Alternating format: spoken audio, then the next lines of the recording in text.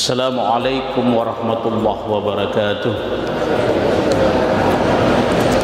Bismillah walhamdulillah, salatu wassalamu ala rasulillah Sayyidina Muhammad ibn Abdillah wa ala alihi wa sahbihi wa mawalah. Amma ba'du, qad qala an-nabiy sallallahu alaihi wasallam, mathalus salawatil khamsi kamathali nahrin jarin azbin ala babi ahadikum yaghtasilu kulla yawmin khamsa marratin fama yubqa zalika minad danasi. Jamaah subuh yang dirahmati Allah, setelah sejenak kita memuji Allah, bersalawat kepada junjungan kita Rasulullah Muhammad sallallahu alaihi wasallam, izinkan saya menyampaikan sedikit dari sabda Rasul sebagaimana hadis yang telah saya bacakan di awal tadi. Jamaah yang dirahmati Allah, alhamdulillah pada subuh ini kita kembali dipertemukan oleh Allah dalam rangka penyampaian menyangkut masalah hadis-hadis Rasul mengenai menyangkut masalah ibadah salat kita, yang tidak tentu hanya salat. Kita bicara secara runut, mulai seperti kemarin itu wudu, dan itu saya baca di kitab hadis, tidak mau habis, itu berurut terus turun, tidak mau habis. Nah, pada kesempatan subuh hari ini jamaah yang dirahmati Allah, kalau pertemuan kemarin kita sudah bicara salat wudu, salat wudu, hari ini, malam hari ini masih tentang itu akan kita bicarakan. Karena keabsahan salat kita adalah wudu kita. Wudunya bagus, maka kita pindah kepada salat. Hadirin, banyak hadis tentang wudu ini, malah ancaman bagi mereka yang tidak berwudu lantas salat, termasuk ancaman bagi mereka yang berwudu lantas keliru wudunya. Di antaranya Rasulullah bersabda, wailul lil aqabi minan nar, celakalah tumit kamu itu dari api neraka. Itu artinya ada yang dilihat oleh Rasulullah sallallahu alaihi wasallam di dalam wudunya yang tidak membersihkan tumitnya. Ada orang berwudu cuci kaki hanya dari depan, nah siram, padahal tidak disiram, dibasuh. Beda disiram dengan dibasuh. Kalau dibasuh ikut tangan, kalau disiram tidak ikut tangan. Maka itu menjadi sunnah itu di celah-celahnya. Kenapa celah-celahnya? Karena di situ juga ada haknya itu celah-celah. Nanti juga di saat salat direnggangkan seperti ini, termasuk nanti pegang lutut renggang. Kenapa? Karena ada di sini haknya ini celah-celah. Jamaah yang dirahmati Allah Subhanahu wa taala, selanjutnya hadis ancaman tentang wudu itu yang tidak betul. Rasulullah sallallahu alaihi wasallam bersabda, kata Rasulullah sallallahu alaihi wasallam, amara bi 'abdin min ibadillahi ta'ala, Allah memerintahkan hambanya untuk di apa? Yadribu fi qabrihi, mi'ata jaldah, untuk dia dipukul di dalam kuburannya 100 kali pukulan. Dia Allah yang perintahkan untuk dipukul ini mayat yang sudah dikubur. Mi'ata jaldah, 100 kali pukulan. Mengapa jamaah yang dirahmati Allah? Falam yazal yas'alu wa yad'u hatta sarat jaldatan wahidah. Ini yang dihukum ini tidak pernah berhenti berdoa memohon kepada Allah agar hukumannya itu ditiadakan, tapi tidak bisa ditiadakan. Apa? Sisa satu, tidak dikabulkanlah oleh Allah yang satu itu. Hatta sarat jaldatan wahida, sehingga sisa satu pukulan yang tidak dihapus oleh Allah. Fa amtala kabruhu alaihi nara, dipukullah dengan pukulan satu kali, maka penuh kuburannya ini api melulu, api melulu. Falamma irtafa anhu ala jaltumuni, setelah selesai ini api, dia berkata itu yang dikubur tadi, mengapa kamu pukul aku seperti itu? Kenapa kamu pukul? Maka dijawablah, qala innaka sallaita salatan bighairi tahurin.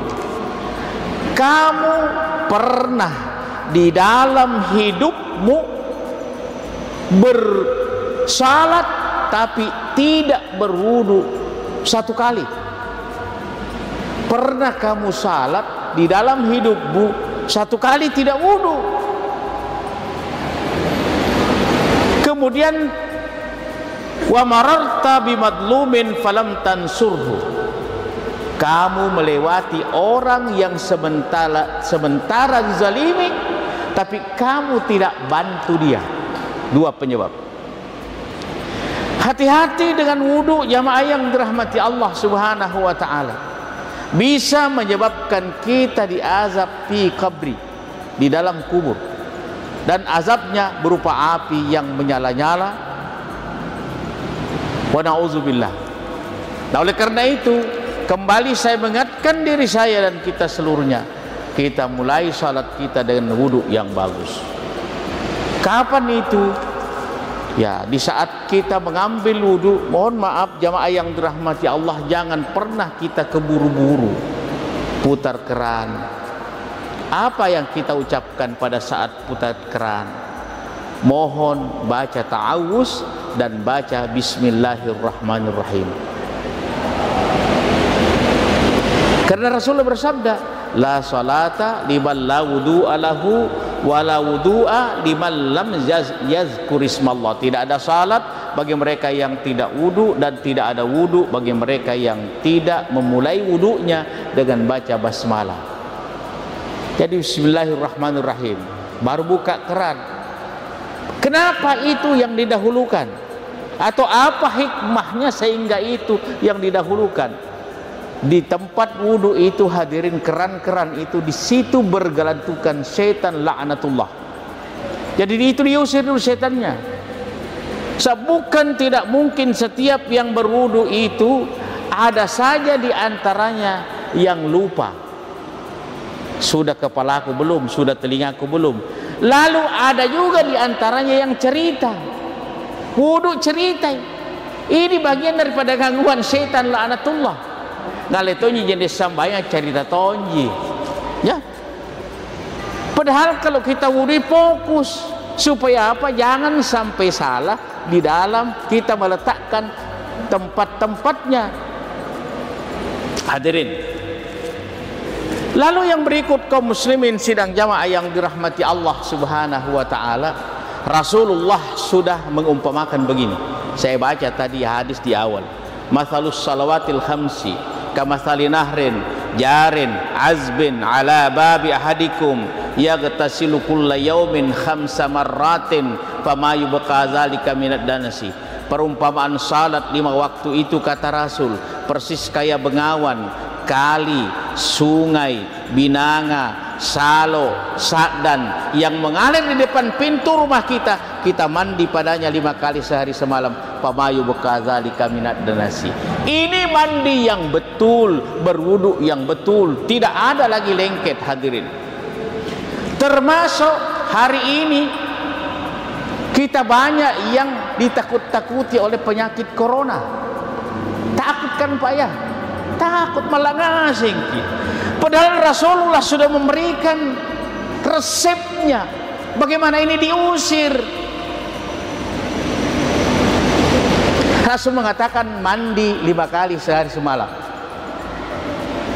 Kan penyakit itu, wabah itu, kuman itu takut sama air dan sabun. Mandi mau 5 kali sehari semalam. Saya sebelum subuh mandi sampai di sini. Jam 4 bangun, mandi dulu. Sudah mandi, sebentar beraktivitas, baca-baca buku, beraktivitas. Jam 9 mandi lagi. Kalau sudah keringatan, mau duhur, mandi lagi. Sudah tidur siang, mandi lagi. Mau maghrib, mandi lagi. Mau masuk isya, mandi lagi. Tapi apanya dimandi? Tidak mandi seluruh badan. Yang saya mandi hidung saya, tangan saya, dan kaki saya. Kaki dulu Pak, baru pergi tidur. Ada orang sekarang disuruh cuci tangan, cuci tangan, cuci tangan, cuci tangan. Sengit tangannya tidak cuci. Tidak pernah cuci kaki. Padahal itu yang paling bersentuhan dengan tanah itu. Ini resep sehat dari Rasul, jamaah yang dirahmati Allah. Hari ini saya punya umur 67 tahun. Hari ini. Amalkan.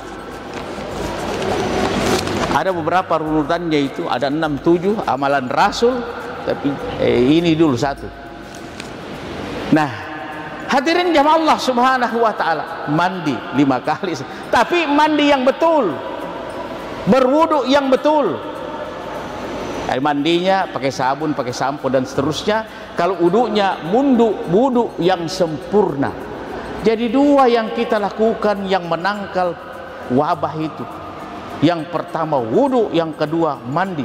Mandi dulu baru wudu. Tertangkal Pak. Tertangkal.